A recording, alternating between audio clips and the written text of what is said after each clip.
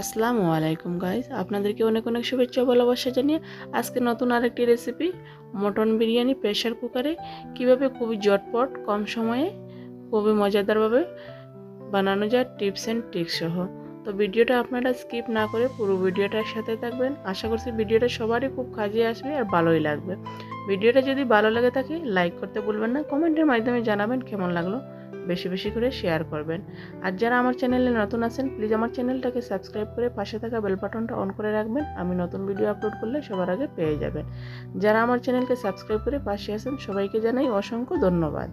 এখানে আমি মটন নিয়েছি 250 গ্রাম। মটন নিয়ে খুব ভালোভাবে ধুয়ে পরিষ্কার করে পানি ঝরিয়ে নিয়েছি। এখানে দিয়ে দিচ্ছি আমি গোলমরিচের গুঁড়া হাফ টিস্পুন আর হলুদের গুঁড়া হাফ টিস্পুন। এখানে 1 টিস্পুন দিয়ে দিছি আমি মরিচের গুঁড়া, 2 টেবিল চামচ দিয়ে দিছি আমি টক দই দিয়ে এবারে স্বাদ মতো আমি 1 চা চামচ লবণ দিয়েছি। দিয়ে আমি খুব ভালোভাবে এটা মেখে নিয়ে আমি 2 ঘন্টার জন্য রেস্টে রেখে দিয়েছি। এবারে আমি পরিমাণ মতো বাসমতি চাল এখানে কাপ দিয়ে 2 কাপ চাল নিয়েছি।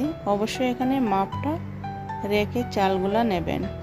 এখানে যদি চালের মাপটা না রাখেন তাহলে পানির মাপটা দেওয়া যাবে না, আর সেহেতু বিরিয়ানিটা জোরে পারফেক্টভাবে চালটা সিদ্ধ হবে না। তো এখানে আমি 2 কাপ চাল নিয়েছি। চালটা খুব ভালোভাবে ধুয়ে পরিষ্কার করে এটা 10 মিনিটের জন্য ভিজিয়ে রেখেছি। এখানে আমি ধনিয়া পাতা, পুদিনা পাতা, মিডিয়াম সাইজ 2টা টমেটো, 2টা পেঁয়াজ আমি কেটে নিয়েছি।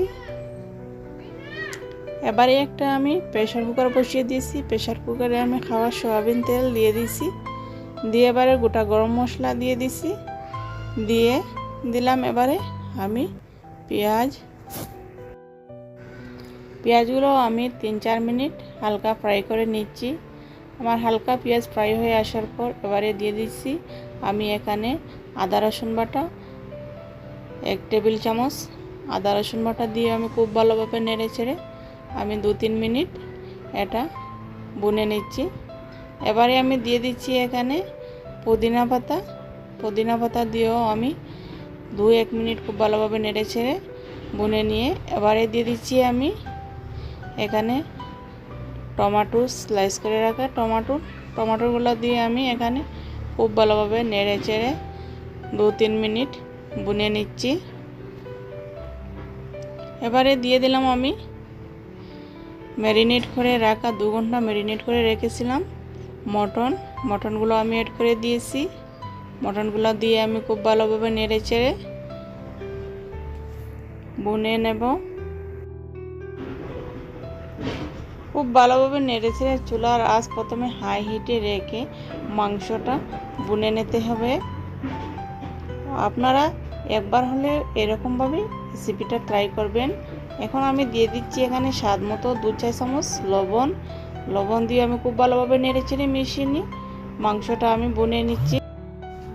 এবারে আমি চুলার আঁচ মিডিয়ামে রেখে ঢাকনা দিয়ে ঢেকে আমি 4-5 মিনিট আবার রেখে দিচ্ছি। আমি 4-5 মিনিট পর আবারও ফিরে আসবো। 4-5 মিনিট পর আমি আবার ফিরে আসলাম।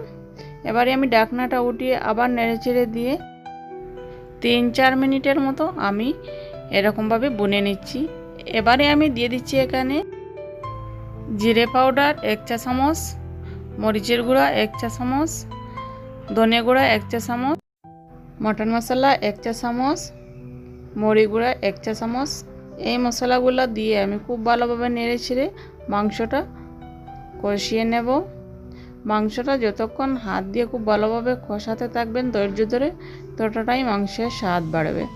এবারে আমি চুলার আঁচ মিডিয়ামে রেখে 5-6 মিনিটের মতো মাংসটা খুব ভালোভাবে কষিয়ে নিচ্ছি।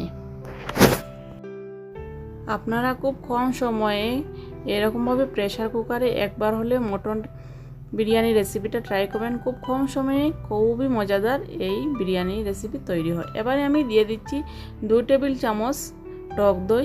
এখানে আমি টক দই দিয়ে খুব ভালোভাবে নেড়ে ছেড়ে মিশিয়ে নিয়ে মাংসের সাথে কষে নিচ্ছি। আমার ভিডিওটি ফলো করে যদি আপনারা বাসায় একবার হলেও যদি এই মটন বিরিয়ানি রেসিপিটা ট্রাই করেন তাহলে সবাই ভুলেই যাবে রেস্টুরেন্টের মটন বিরিয়ানি খাবার। তো আপনারা একবার হলেই এইরকমভাবে মটন বিরিয়ানি রেসিপিটা খুবই ঝটপট কম সময়ে খুবই মজাদার ট্রাই করে দেখবেন, খুবই ভালো লাগবে। এখানে আমি চালটা ভিজিয়ে রেখেছিলাম, 10 মিনিট পর আমি ফিরে এসেছি। 10 মিনিট পর ফিরে এসে আমি চালটা থেকে পানি ঝরে খুব ভালোভাবে নিয়ে এখানে আমি মাংসের সাথে অ্যাড করে নিচ্ছি। চালটা আমি অ্যাড করে আবার চুলার আঁচ মিডিয়ামে রেখে আমি খুব ভালোভাবে মাংসের সাথে এটা আমি মিশিয়ে নিচ্ছি। এখানে প্রেসার কুকারে বিরিয়ানি বানানোর জন্য চালটাও মাংসের সাথে খুব ভালোভাবে ভুনে নিতে হবে, তাহলে চালটা খুবই ঝরঝরে খুবই মশলাদার হবে, খেতে খুবই টেস্ট হবে। আপনারা ট্রাই করবেন, দেখবেন কতটা মজাদার হয়। এখানে আমি 2 টেবিল চামচ ঘি অ্যাড করেছি। ঘি অ্যাড করে ভালোভাবে আমি মিশিয়ে নিচ্ছি চালের সাথে আর মাংসর সাথে। খুব ভালোভাবে এটা ধৈর্য সহকারে আপনাদের কষাতে হবে। চুলার আঁচ এবারে লো হিটে রেখে আমি খুব ভালোভাবে কষিয়ে নিয়েছি, মাংসটা আর চালটা বুনে নিয়েছি। এবারে আমি দিয়ে দিচ্ছি এখানে বিরিয়ানি মশলা। এখানে আমি শাহি বিরিয়ানি মশলা নিয়েছি, আপনাদের কাছে যে বিরিয়ানি মশলা থাকে সেই বিরিয়ানি মশলাটা ব্যবহার করবেন। তো এবারে আমি দিয়ে দিচ্ছি এখানে বিরিয়ানি মশলা দিয়ে খুব ভালোভাবে নেড়ে চেড়ে আমি চালটা বুনে নিচ্ছি মাংসের সাথে। এবারে আমি চালটা খুব ভালোভাবে বোনা হয়ে যাওয়ার পর এখানে আমি চালের পরিমাণ মতো আমি এখানে পানি নিয়ে নিচ্ছি। চালের সে 1.5 গুঁট পানি নিতে হবে। এখানে আমি 2 কাপ চাল নিয়েছি, 2 কাপ চালের জন্য আমি 3 কাপ পানি নিয়েছি। তো এবারে আমি পানিটা অ্যাড করছি।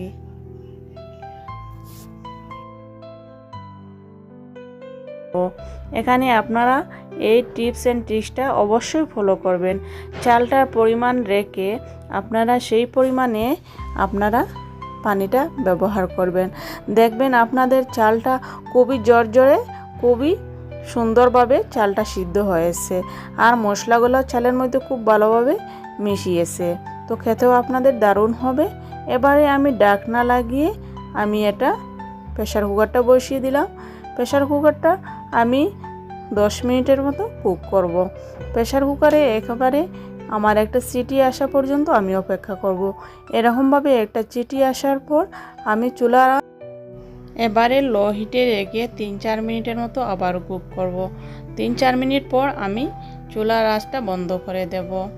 এবারে আমার চুলার আঁচটা বন্ধ হয়ে যাওয়ার পর প্রেসার কুকারের গ্যাস চলে যাওয়ার পর আমি ঢাকনাটা খুলে নিয়েছি। দেখেন আপনারা আশা করছি দেখেই বুঝতে পারছেন আমার বিরিয়ানিটা কতটা পারফেক্টভাবে হয়েছে। চালটা আর পানিটার পরিমাণটা অবশ্যই এখানে আপনারা একটু মনোযোগ সহকারে ফলো করবেন। যে পরিমাণটা যদি আপনাদের ঠিকঠাকভাবে থাকে তাহলে খুবই মজাদার খুবই ঝরঝরে চালটা পারফেক্টভাবে সিদ্ধ হয়ে আপনার বিরিয়ানিটা সেই টেস্টের হবে। তো আমার ভিডিওটা যদি আপনাদের ভালো লেগে থাকে আপনারা একটা লাইক করতে ভুলবেন না, কমেন্টের মাধ্যমে জানাবেন কেমন লাগলো, বেশি বেশি করে শেয়ার করবেন। আবারও দেখা হবে নতুন কোনো ভিডিওতে নতুন কোনো রেসিপি নিয়ে। ততক্ষণে সবাই ভালো থাকেন, সুস্থ থাকেন।